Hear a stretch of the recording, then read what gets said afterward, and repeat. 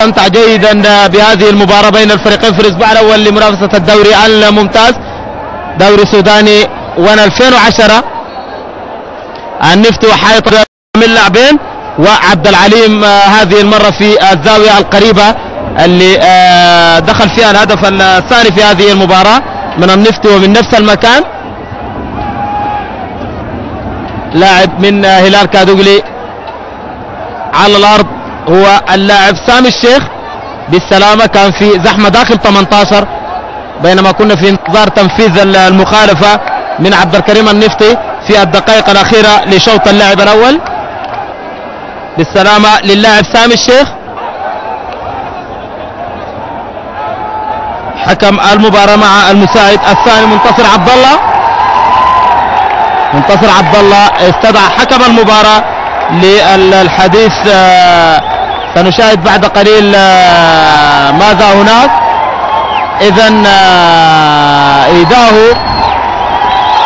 إيداه سينال ربما البطاقة الحمراء إذا ثبت أنه اعتدى على اللاعب سامي الشيخ من قبل حكم المباراة اللي استدعاه مساعده الثاني منتصر عبد الله.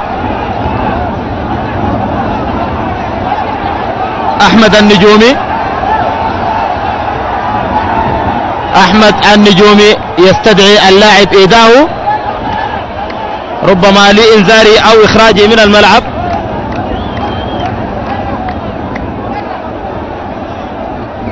بطاقة حمراء للاعب إيداه، كرت أحمر من حكم المباراة في الدقائق الأخيرة لشوط اللعب الأول. إذن البطاقة الحمراء. حكم المباراة المساعد منتصر عبد الله كان قريب جدا من الحالة. حسين خطأ لصالح فريق المريخ. اتلعب السريع لأحمد الباشا، دخول لمنطقة الجزاء معكوسة أمام المرمى، تدخل الدفاع، تعود من جديد، تبعد من المدافعين. ستكون البطاقة الحمراء. نعم، بطاقة حمراء لستيفن وارجو. بطاقة حمراء لستيفن وارجو.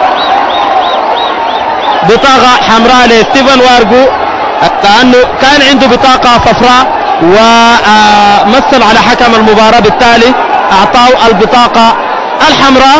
وارجو ينال البطاقة الحمراء كما نال اللاعب إيداهور في شوط اللعب الأول. لعبة كرة الآن، طبعا لا تعليق على سعيد السعودي. سعيد محاولة الهجمة المرتدة. سعيد السعودي يلعب كرة عبد الحميد السعودي سريعا لأحمد الباشا.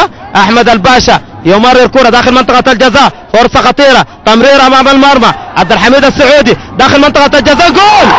جول من سعيد السعودي. هدف رابع لفريق المريخ اللي يعني هو الحقيقة عمل مصيدة تسلل، يعني مش مصيدة تسلل، اصطاد هلال كادوغلي جعله يتقدم بكلياته الى منطقة جزاء المريخ. الهدف الرابع لفريق المريخ. 4-2 اصبحت نتيجة المباراة. المريخ ب9